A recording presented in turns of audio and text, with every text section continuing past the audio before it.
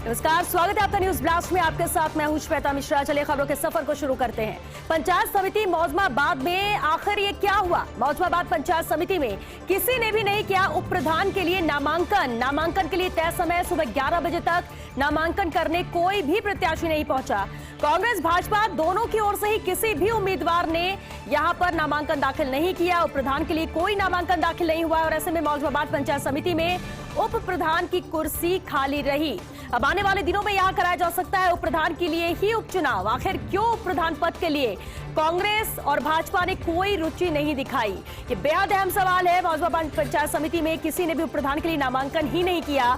नामांकन के लिए तय समय सुबह 11 बजे तक नामांकन करने पहुंचना था, लेकिन कांग्रेस या भाजपा दोनों ही ओर से किसी भी उम्मीदवार ने यहां पर नामांकन दाखिल नहीं किया और अब उप प्रधान की कुर्सी मौजमाबाद पंचायत की खाली ही रहेगी। आने वाले दिनों में यहां पर उप प्रधान के लिए उपचुनाव कराया जा सकता है, लेकिन सवाल यही कि आखिर उप प्रधान पद के लिए कांग्रेस और भाजपा दोनों ने ही रुचि क्यों नहीं दिखाई? एक अगर पार्टी अगर उसे पहले से लग रहा था कि हाँ हमारी हार हो सकती है तो माना जा सकता है कि किसी ने नामांकन दाखिल नहीं किया, लेकिन दोनों का नामांकन दाखिल नहीं करना भी कई सवाल खड़े करता है। संवाददाता शिवेंद्र हमारे साथ जुड़ चुके हैं। शिवेंद्र, आखिर ये हुआ क्या? एक अगर नहीं करता तो समझ में आता, लेकिन कांग्रेस भाजपा दोनों की रुचि क्या इस पद के लिए नहीं थी?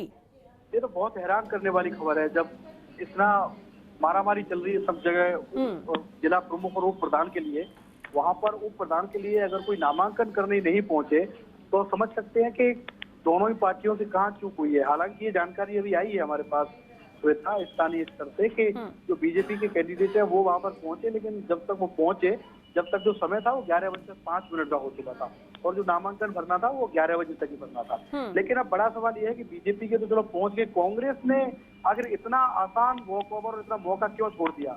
क्योंकि ऐसी स्थिति में तो ये कहा जा रहा है कि जो भी पर्चा भर देता वही उप प्रधान बन जाता, लेकिन किसी ने पर्चा भरने की रुचि नहीं दिखाई। बीजेपी के लोग पहुंचे भी तो जब तक वहां पर समय निकल गया, जैसा कि स्थानीय स्तर से पता चला है। लेकिन ये बड़ी खबर है और आज राजस्थान की पहली ऐसी घटना है किसी भी पंचायत समिति से इस तरह की खबर ना तो अभी देखने में आई है, ना देखने को मिलेगी कि कोई पर्चा ही नहीं भरे, निर्विरोध निर्वाचन हो जाता है। ये तो हमारी समझ में आ जाता है, ठीक है, दूसरी पार्टी पे बहुमत नहीं था, एक पार्टी ने पर्चा भर दिया, वो प्रधान बन गए, लेकिन पर्चा ही कोई नहीं भर पाए। तो ये बहुत हैरान करने वाली बात है जो मौजमाबाद से आई है, जो कि दूर से सटा हुआ इलाका है, नया वहां पर पंचायत समिति बनी है कि किसी ने भी वहां पर उप प्रधान के लिए नॉमिनेशन नहीं भरा है।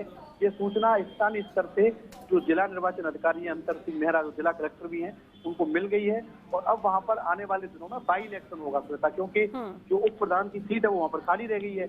उप प्रधान तो किसी को बनाना पड़ेगा, तो जब भी 1 महीना 2 महीना 6 महीने का समय होता है, 6 महीने के अंदर जिला प्रशासन को अब मौजमाबाद में बाई इलेक्शन कराना पड़ेगा। लेकिन ये एक अपने आप में अनोखी घटना है राजस्थान की, मौजमाबाद पंचायत समिति में कोई भी पंचायत समिति का सदस्य। शिवेंद्र, बिल्कुल अजीब घटना है। अब देखिए यहाँ पर उपचुनाव आने वाले वक्त में कराया जाएगा, फिर वही प्रोसेस, इसकी जरूरत आखिर नहीं थी अगर आज जिम्मेदारी के साथ वहां पर नामांकन के लिए पहुंचते। जरा आपसे समझना ये चाहेंगे, क्योंकि 11 बजे तक का नामांकन का वक्त था, क्या देरी से पहुंचे इस वजह से नहीं हो पाया या 11 बजे तक कोई पहुंचा ही नहीं? और पहुंचा तो कौन? बीजेपी कांग्रेस के दोनों के कैंडिडेट पहुंचे थे 11 के बाद।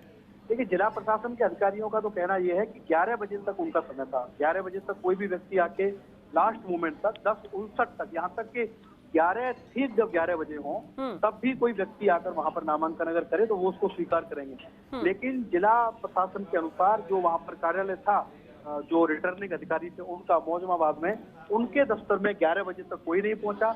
जैसे ही 11 बजे उन्होंने निर्वाचन की प्रक्रिया बंद कर दी। उनसे बाद में किसी ने संपर्क किया है या नहीं, ये अभी हमारी जानकारी में नहीं है। ये हो सकता है जो हमारे स्थानीय संवाददाता है वो थोड़ी बहुत देर में इसको अपडेट करेंगे। लेकिन जिला प्रशासन का कहना यह है, मेरी अभी अंतर सिंह नेहरा से बात हुई है, उन्होंने हमको बताया है कि वहां पर कोई पहुंचा नहीं। जो तय समय था 11 बजे का, और उसके बाद हमने जो नामांकन की प्रक्रिया थी वो बंद कर दी क्योंकि समय हो गया। लेकिन ऐसी जानकारी आई है कि बीजेपी के कैंडिडेट पहुंचे, लेकिन वो जब तक पहुंचे जब तक 5 मिनट ज्यादा हो गए थे और फिर कुछ हो नहीं सकता।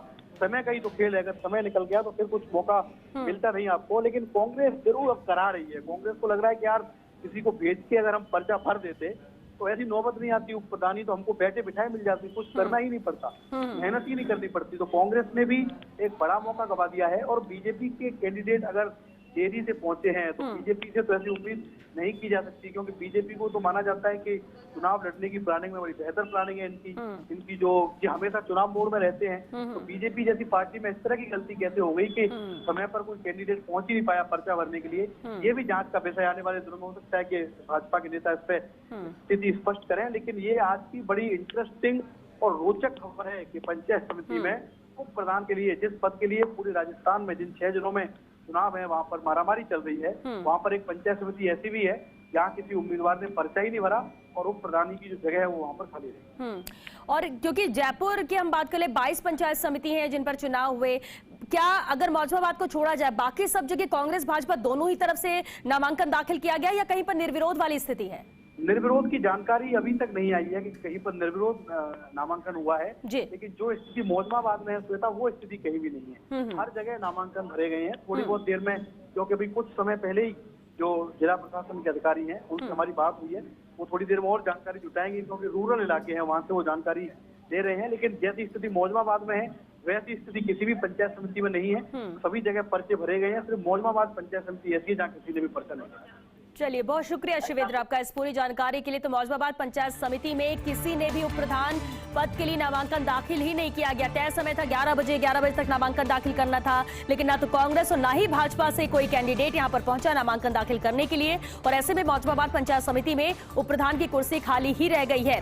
और अब उप प्रधान के लिए यहां पर उपचुनाव आने वाले वक्त में कराया जा सकता है, लेकिन सवाल ये है कि आखिर उप प्रधान पद के लिए या कांग्रेस और बीजेपी दोनों ने ही रुचि क्यों नहीं दिखाई, जबकि किस तरह की मारामारी थी, कैसे कैसे घटनाक्रम भी देखने को मिले इन चुनाव के दौरान। अपने पद लेने के लिए आपसी भी कहीं ना कहीं नाराजगी व्यक्त करते लोग नजर आए, लेकिन ऐसे में आखिर मौजूदाबाद पंचायत समिति के उप प्रधान पद के लिए किसी की रुचि क्यों नजर नहीं आई, क्यों किसी ने इंटरेस्ट नहीं लिया, क्यों वक्त पर ये नहीं पहुंचे, क्यों लापरवाही यहाँ पर बरती गई?